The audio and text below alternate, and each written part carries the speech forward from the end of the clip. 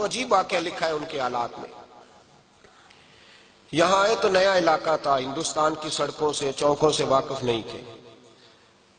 جب تشریف لائے، راجہ دہر ان کے مقابلے میں تھا، جنگ کرنی تھی، لشکر لائے تو خود بھی ابھی 17 سال یا 19 سال کے جوان تھے اور ساتھ بھی لشکر جوانوں کا تھا. ایک بزرگ تھے قافلے میں. بزرگ کہتے ہیں میری محمد بن قاسم سے ملاقات ہوئی تو میں نے اس شخص کے چہرے پر پریشانی دیکھی، شدید تکلیف میں دیکھا. تو میں نے کہا جرنیل مسلمانوں کے تو کس پریشانی میں ہے؟ تو محمد بن قاسم کہنے لگے پریشانی یہ ہے کہ ہم عربی ہیں، یہ عجم کا علاقہ ہے، ہم تو رستوں سے بھی واقف نہیں. راجہ دہر سنا ہے بڑی فوج ہے، بڑی طاقت ہے، بہت پرانا یہاں کا رہنے والا ہے، چھوٹے چھوٹے مورچوں کا پتہ ہے، رستوں کا پتہ ہے، کیسے جنگ ہوگی؟ میں پریشان ہوں کہ مقابلہ کیسے ہوگا؟ وہ بزرگ کہتے ہیں میں نے بھی دعا کی، تسلی دی، میں نے کہا اللہ تیری مدد کرے گا. میں گزر گیا. 3-4 دن کے بعد ملاقات ہوئی تو میں نے محمد بن قاسم کے چہرے پر بڑی روشنی دیکھی، ہنستے اور مسکراتے دیکھا، توانائی دیکھی، وقار دیکھا، اطمینان اور سکون دیکھا. میں نے کہا خیریت تو ہے، پرسوں ترسوں تو بڑے پریشان تھے، آج کیا ہوا؟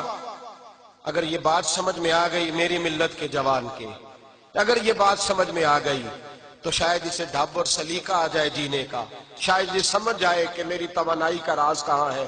کہنے لگے بھائی پرسوں ترسوں بڑے پریشان تھے، آج کیا ہوا؟ جواب دیا کہ تاریخ بنا دی، اس 17 سال کے جوان نے تاریخ بنا دی. کہنے لگا میں بے فکر ہو گیا ہوں، راجہ دہر میرا مقابلہ نہیں کر سکتا، وہ 2 دن نہیں کھڑا ہو سکتا میرے سامنے. کا وجہ کیا ہے؟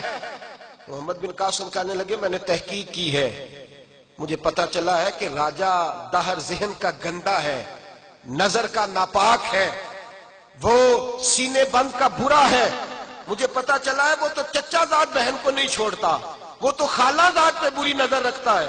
مجھے پتا چلا ہے کہ اس کے تو اپنے علاقے کی عورتیں اس کی نظر سے محفوظ نہیں ہیں. کہنے لگا جو گندی نظر کا جوان ہوتا ہے وہ کسی میدان میں نہیں ٹھہر سکتا.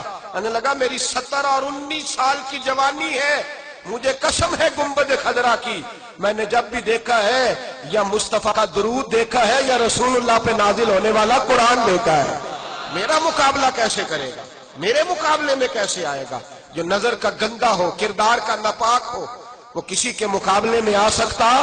اور ملت کے جوان یاد رکھ، جب تک نظریں ناپاک ہوتی ہیں اس وقت تک وجود کمزور ہوتے ہیں. جب تک نظریں ناپاک ہوتی ہیں ارادوں میں دراڑیں ہوتی ہیں.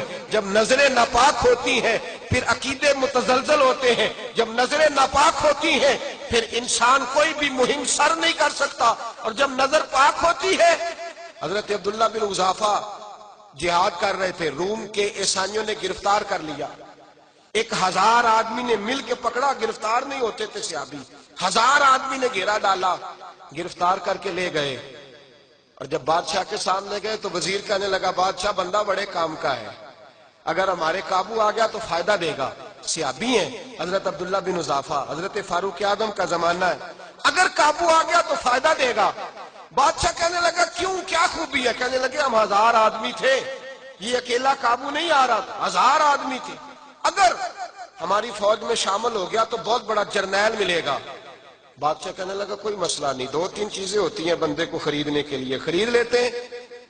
بادشاہ کہنے لگا عبداللہ جتنی دولت تجھے چاہیے میں تجھے دے دیتا ہوں، میرے لشکر میں آ جا، معاذ اللہ اسلام چھوڑ دے.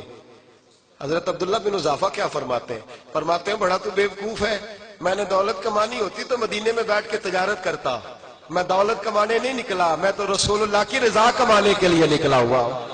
دولت کمانی ہوتی تو کسی مارکیٹ میں ہوتا، میدان میں آنا تھا. شہادت ہے مطلوب مقصود مومن، نہ مال غنیمت نہ کشور کشائی.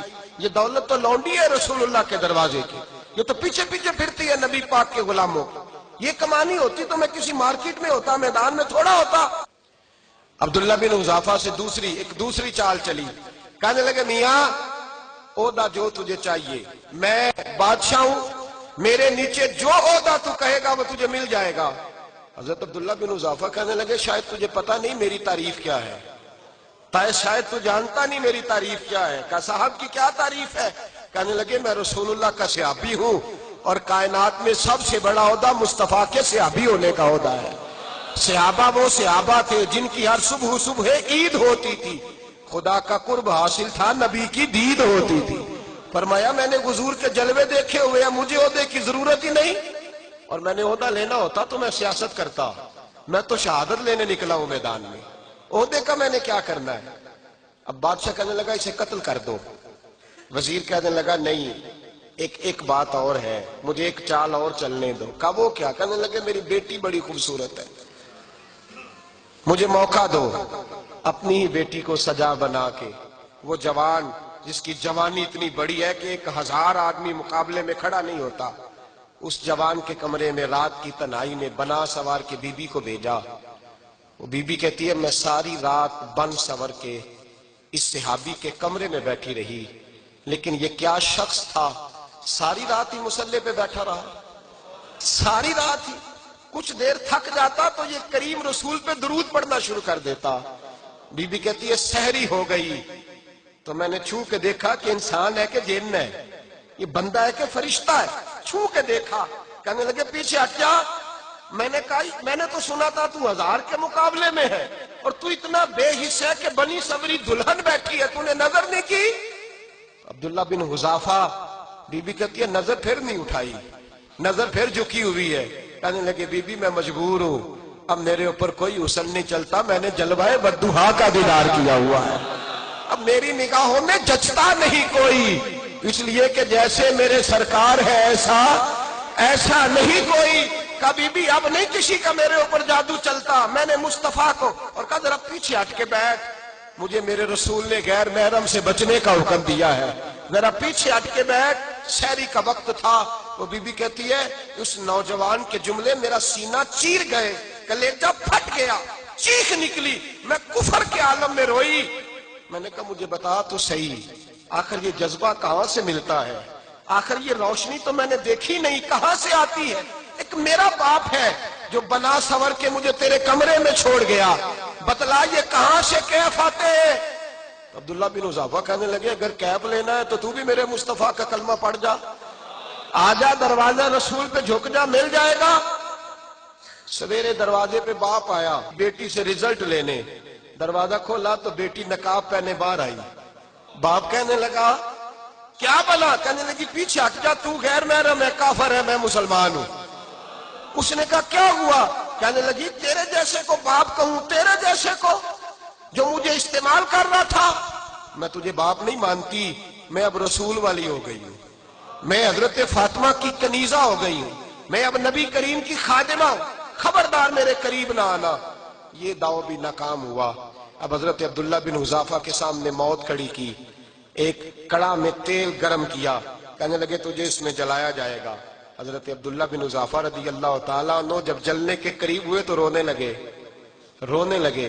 روم کا بادشاہ کہنے لگا شاید ڈر گیا ہے، کہنے لگے اب سمجھ آئی ہے، اب تجھے پتا چلا ہے، چلا آ جا۔ حضرت عبداللہ بن حذافہ کہنے لگے تو کافر ہے، تیری کافروں والی سوچ ہے، اس لیے نہیں رویا کہ موت سے ڈر گیا ہوں، میں تو اس لیے رویا ہوں کہ ایک جان ہے، وہ نبی پاک پہ قربان ہو رہی ہے، کاش رب مجھے 1000 جان دیتا، میں ساری مصطفیٰ پہ قربان کر دیتا۔ فاضل بریلوی فرماتے ہیں کروں تیرے نام پہ جاں فدا، نہ بس ایک جاں 2 جہاں فدا، اور میرا 2 جہاں سے بھی نہیں جی بھرا، میں کروں کیا کہ کروڑوں جہاں نہیں۔ اور میاں صاحب فرماتے ہیں کچا رنگ للاری والا جیڑا چڑھدا لیندا رہندا، کہ عشق تیرے دا رنگ محمد چڑھ جائے پھر نہیں لیندا، عشق تیرے دا رنگ محمد چڑھ جائے پھر یہ نہیں لیندا۔ میرے بھائی وہ روم کا بادشاہ کہنے لگا دنیا میں نے بھی بڑی دیکھی ہے، پر جیسے پاک صاف مصطفیٰ کے غلام دیکھے ایسا میں نے کوئی نہیں دیکھا۔ او بھائیو نظر پاک ہو، روح پاک ہو، مزاج پاک ہو، پھر انسان بڑے بڑے کام کرتا، پھر وہ مہمات کو سر کرتا، پھر وہ صرف ایک گھر کے لیے نہیں، وہ ملت کے لیے فائدہ مند ہوتا ہے، پھر وہ گھرانوں کو لے کر چلتا ہے، پھر وہ بڑے بڑے معاشرے تشکیل دیتا ہے۔ میرے رسول کریم صلی اللہ علیہ وسلم نے پاک صاف ذہن کے لوگ تیار کیے۔ حضرت مرثد فرماتے ہیں میں ایک عورت پہ عاشق تھا، جب کلمہ پڑھا نبی پاک نے میری پشت پہ ہاتھ پھیرا، میں نے کہا حضور کوئی نصیحت؟ نبی پاک نے فرمایا نظر کو پاک رکھنا۔ آپ فرماتے ہیں عورتیں میرے پیچھے بھاگا کرتی تھیں، اور مجھے کہا کرتی تھی اب تو دیکھتا کیوں نہیں؟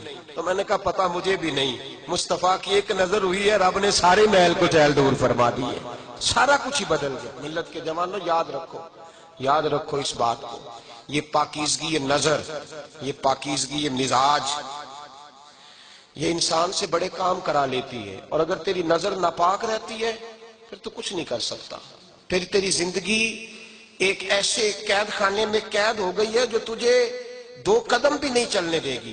سب سے پہلے مزاج کی پاکیزگی،